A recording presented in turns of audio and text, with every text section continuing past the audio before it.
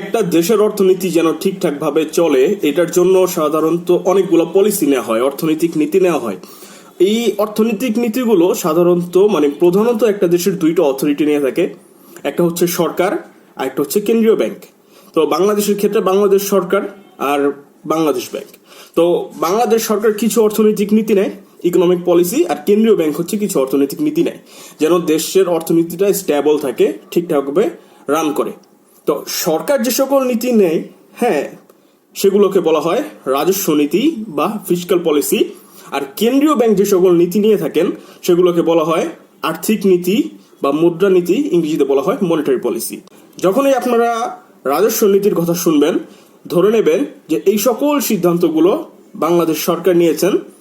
আর যখনই মুদ্রানীতি বা আর্থিক নীতির কথা শুনবেন, তখনই সরাসরি বুঝে নেবেন যে এই সিদ্ধান্তগুলো কেন্দ্রীয় ব্যাংক নিয়েছে, বাংলাদেশের ক্ষেত্রে বাংলাদেশ ব্যাংক নিয়েছে।